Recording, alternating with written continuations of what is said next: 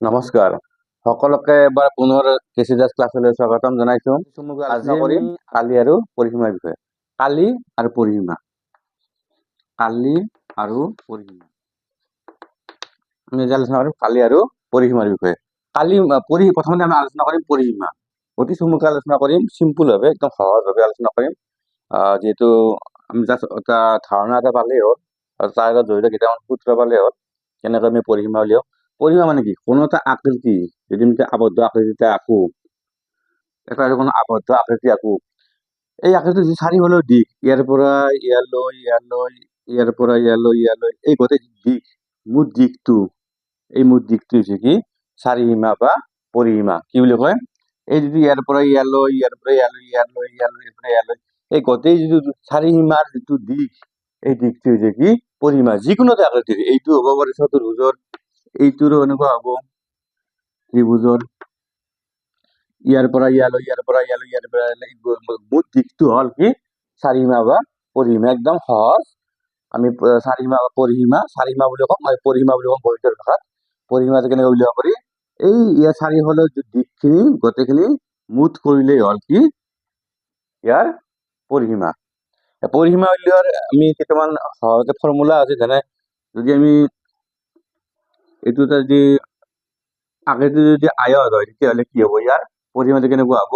এইটো দিশ, এইটো প্ৰস্থ, তেতিয়াহ'লে ইয়াৰ পৰিসীমা কিমান হ'ব? আচলতে হ'ব লাগে কি এইটো দিশ যোগ প্ৰস্থ যোগ দিশ যোগ প্ৰস্থ হ'ব লাগে। ইয়াত দিশ কেইটা পাইছো? আমি দুটা দিশ পাইছো। আৰু কি পাইছো? প্ৰস্থ কেইটা পাইছো? দুটা। গতিকে আমি কি লিখিব পাৰো? 2 পূৰণ দিশ যোগ প্ৰস্থ কি হ'ব?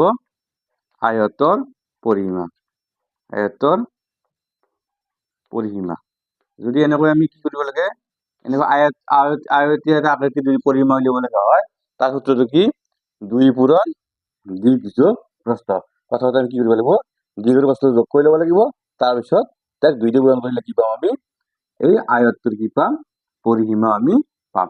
এনেকৈ আমি অতি সহজে পৰিসীমা আমি উলিয়াব পাৰো। অতি চমুকৈ কৈ দিছো, জাষ্ট এটা ধাৰণা দিবলৈ চেষ্টা কৰিছো। এইটো হ'ল পৰিসীমা। ঠিক তেনেকৈ এই ত্ৰিভুজটোৰো আমি পৰিসীমা এইটো যোগ কৰি দিলে কি পাম? আমি কি পাম? পৰিসীমা পাম। আৰু আয়তটো যদি ঠাইত যদি বৰ্গ হৈ যায়, বৰ্গ হৈ কি হ'ব? ইয়াত এইটো দিশ, এইটো বাহু, গোটেইকেইটা বাহু সমান কাৰণে কি কৰিব পাৰিম? আমি তাতে কি লিখিব পাৰিম? আমি যে দিশ বা প্ৰস্থ বা বাহুৰ দিশ, কাৰণ যিহেতু সমান গোটেইকেইটা বাহু, এই বাহুৰ দিশ কেইটা আছে? 4টা আছে। এই বাহুৰ দিশটো 4 দি পূৰণ কৰিলে আমি কি পাই যাম? এই বৰ্গটোৰ কি পাম? পৰিসীমা পাম। ঠিক তেনেকৈ আমি পৰিসীমা অতি সহজে উলিয়াব। অলপ বুজিবলৈ চেষ্টা কৰিম। কালি মানেনো কি? আমি অলপ আগতে পৰিসীমা উলিয়ালো, ধৰি ললো এইটো এটা আয়ত। এই আয়তটোৰ পৰিসীমা উলিয়ালো চাৰিওফালৰ দিশ। এই আয়তটোৱে এই কিমানখিনি ঠাই আগুৰি আছে? এই ঠাইখিনি আগুৰি আছে যে, এই আগুৰা ঠাইখিনি যিটো হিচাপ, এইটোৱে হ'ব কি এই আয়তটোৰ কালি। এই সমতলখনত এই আয়তটোৱে কিমান ঠাই আগুৰি আছে? যিখিনি ঠাই আগুৰি আছে, এই আগুৰি থকা ঠাইখিনি হ'ব কি ইয়াৰ কালি। আৰু এই ঠাইখিনি পৰিসীমা আমি কেনেকৈ উলিয়াব পাৰো? এই যে দিশ আছে, দিশ আৰু প্ৰস্থ, এই দিশ আৰু প্ৰস্থ পূৰণ কৰি দিলে কি হৈ যাব? এইখিনি ঠাই কালিটো ওলাই যাব। দিশ পূৰণ প্ৰস্থ, এইটো হ'ল কি এই আয়তটোৰ কালি। আমি কি কৰিব পাৰো? আছে আয়তৰ কালি বুলি লিখিব পাৰো।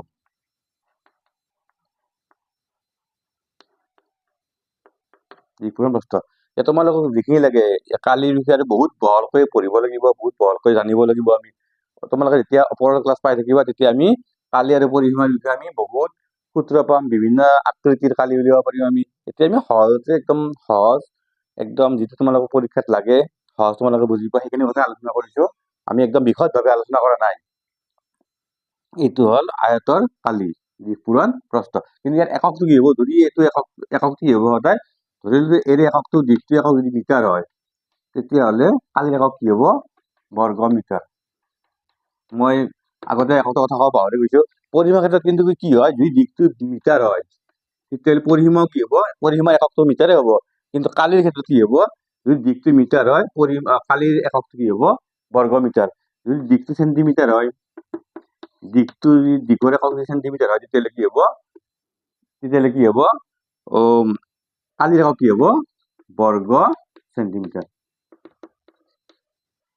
ধৰিব পাৰিছেনে এককটো আমি গুৰুত্ব দিব লাগিব এককটো চাব লাগিব অংকটো কৰা যদি কালি আৰু পৰিসীমাৰ লগত জড়িত অংকটো আহে এটা গণিত আহে সেই অংকটো কৰাৰ সময়ত আমি কি কৰিব লাগিব এককটোৰ প্ৰতি আমি কি কৰিব লাগিব লক্ষ্য কৰিব লাগিব আৰু আয়তৰ কালি উলিয়াৰ সময়ত কি কৰিব লাগে এককটো সদায় একে কৰি ল'ব লাগে এককটো কি কৰি ল'ব লাগে একে কৰি ল'ব লাগে যদি মিটাৰ থাকে এটা মিটাৰ থাকে এটা সেন্টিমিটাৰ থাকে তেতিয়া হয় মিটাৰ কৰি ল'ব লাগিব দুটা নহ'লে দুটা কি কৰিব লাগিব সেন্টিমিটাৰ কৰি ল'ব লাগিব তেতিয়া আমি কি পাম ইয়াৰ একদম আচল কালিটো আমি উলিয়াব পাৰিম আয়তৰ কালি এনেকৈ উলিয়াম যদি বৰ্গ হয় তেতিয়া কেনেকৈ উলিয়াব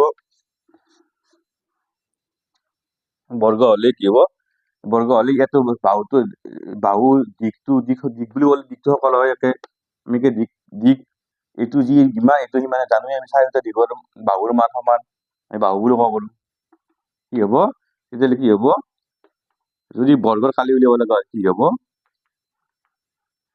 বৰ্গৰ কালি উলিয়াব লাগিলে কি কৰিব লাগিব এই যে বাহু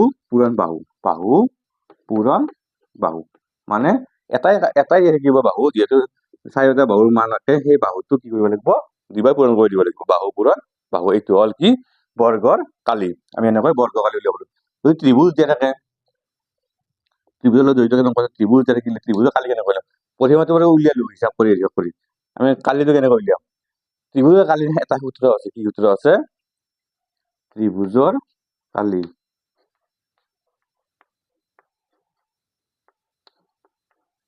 সূত্ৰটো কি আছে যে হাফ আধা পূৰণ ভূমি মানে ত্ৰিভুজ য'ত থিয় দি ৰাখে এইটো ভূমি বুলি কয় এইটো কি বুলি কয় এই ত্ৰিভুজটোৰ ক্ষেত্ৰত এইটো হ'ব কি ভূমি এনেকৈ থাকিলে এইটো হ'ব ভূমি যদি আমি ত্ৰিভুজৰ নাম দিওঁ এ বি চি তেতিয়াহ'লে বি চি কি হ'ব ভূমি কি হ'ব যে ভূমি পুরো উন্নতি বুলি এটা আছে উন্নতি মানে কি এই ত্ৰিভুজৰ শীৰ্ষবিন্দুৰ পৰা এই ভূমিলৈ যদি আমি কি কৰো এটা লম্ব জানো লম্ব মানে বুজি পাইছে তাৰ নাম হৈছে এইটো 90 ডিগ্ৰী হ'ব লাগিব এইটো 90 ডিগ্ৰী এনেকৈ জানিলে এইটো এইডাল কি বুলি ক'ব আমি লম্ব বুলি ক'ম এইটো কি বুলি ক'ম লম্ব বুলি ক'ম এই এনেকৈ হ'লে এইডালক কি বুলি যদি আমি এনেকৈ লম্ব এডাল আঁকো তেতিয়াহ'লে এই যে এডাল এ ডি হয় এই ডিডালক কি বুলি ক'ব উন্নতি বুলি ক'ব যদি আমি ত্ৰিভুজটোৰ এইটোৰ মান জানো উন্নতিৰ মান জানো তেতিয়াহ'লে কি কৰিব পাৰিম আমি ত্ৰিভুজটোৰ কালি উলিয়াব পাৰিম কালি কি হ'ব হাফ আধা হাফ পূৰণ ভূমি পূৰণ উন্নতি কি ক'লো আয়তৰ কালি দিশ পূৰণ প্ৰস্থ বৰ্গৰ কালি বাহু পূৰণ বাহু ত্ৰিভুজৰ কালি হাফ পূৰণ ভূমি পূৰণ উন্নতি এইখিনি কথা জানিলে আমি কি কৰিব পাৰিম মোটামুটিভাৱে আমি চলি যাব পাৰিম আৰু এই ওপৰত জানিবলৈ বহুত কথা আছে আমি পিছত আমি ত্ৰিভুজ এটা এনেকুৱা হয় সমবাহু ত্ৰিভুজ হয় তেতিয়াহ'লে কি হ'ব যদি ত্ৰিভুজটো সমবাহু ত্ৰিভুজ হয় কি হ'ব সমবাহু মানে কি এইটো কোণ এইটোৱে 90 ডিগ্ৰী কোণ এইটো লম্ব হৈ আছে ইয়াত উন্নতি কোনডাল হ'ব এইডালে উন্নতি হ'ব এইডাল কি হ'ব ভূমি হ'ব আৰু এইডালক কি বুলি কয় অতিভুজ বুলি কয় অতিভুজ বা কৰ্ণ বুলি কয় এইডালক কি বুলি কয় অতিভুজ বুলি কয় আৰু এই এনেকুৱা সমবাহু ত্ৰিভুজ থাকিলে এই তিনিটা বাহুৰ মাজত এটা কি আছে সূত্ৰ আছে তোমালোকে কেতিয়াবা লাগিব পাৰে সেইকাৰণে কৈ থৈ দিছো মই কি সূত্ৰ আছে যে এইডাল যদি আমি এ বি চি নাম দিওঁ ত্ৰিভুজটোৰ এ বি চি ত্ৰিভুজৰ কি এ বি আৰু বি চি কি লম্ব হৈ আছে মানে কি এইটো 90 ডিগ্ৰী আৰু তেতিয়াহ'লে এ বি বাহু বি চি বাহু আৰু এ চি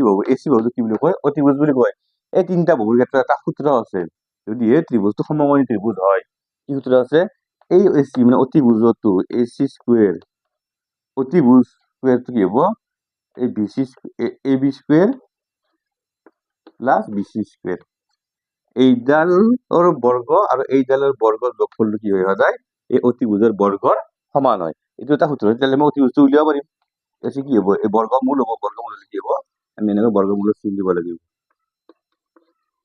স্কুৱেৰ পাই গৈছো এই পাহৰি গৈছিলো দিব B C square A B square plus B C square কি হ'ব এতিয়া এইটো আমি কি কৰিব পাৰিম যদি আমি অতিভুজৰ মান উলিয়াব লগা হয় সমকোণী ত্ৰিভুজৰ ক্ষেত্ৰত আমি কি কৰিম এ চি সমান এই অতিভুজৰ মান কি হ'ব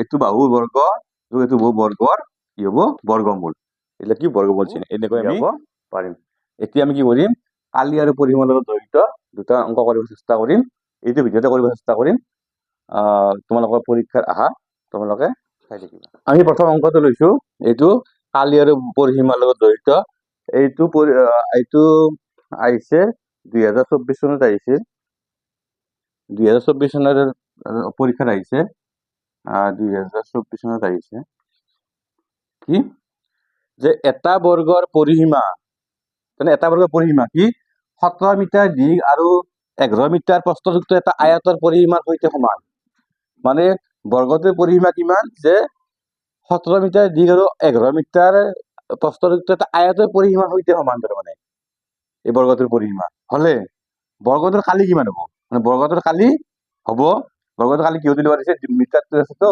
বৰ্গ মিটাৰ উলিয়াব দিছে বৰ্গ মিটাৰ কি হ'ব বৰ্গটোৰ কালি কি হ'ব চাৰিটা আমাৰ দিছে বিকল্প দিছে 196 তাৰমানে এইটো 196 বৰ্গ মিটাৰ 146 বৰ্গ মিটাৰ 187 বৰ্গ মিটাৰ আৰু 121 বৰ্গ মিটাৰ এই চাৰিটা ভিতৰত কোনটো হ'ব সেইটো উলিয়াব দিছে আমিতো এইটো তৎক্ষণাতে কৈ দিব লাগিব যাতে কিন্তু আমি এতিয়া বৰ্তমান আমি অলপ বুজাৰ কাৰণে দীঘলকে কৰিম যাতে তোমালোকে সেই দীঘলেটো যাই তাতে ছুটি কৰি তৎক্ষণাতে উত্তৰটো উলিয়াব পাৰা সেই হিচাপত যে এটা বৰ্গৰ পৰিসীমা বুজিলো বৰ্গৰ পৰিসীমাটো আছে ঠিকেই আছে আৰু কি দিছে যে এটা আয়তৰ পৰিসীমা দুটা পৰিসীমা দিছে তো এটা আয়তৰ পৰিসীমা আয়তটোৰ কিন্তু কি দিছে দীঘ আৰু প্ৰস্থটো দিছে আমি প্ৰথমে কি কৰিম আয়তটোৰ তাতে যেহেতু অংকটো কৰিব নালাগে জাষ্ট অংকটো কৰি উত্তৰটো উলিয়াব লাগে নিয়মটো মানে তোমালোকে বুজি পাব লাগিব ধাৰণাটো আনি ল'ব লাগিব যেনেকৈ নকৰা কিয় অতি কম সময়তে কৰিব পাৰিম কি এই উত্তৰটো কোনটো বিকল্প হয় সেইটো আমি বাছি উলিয়াব পাৰো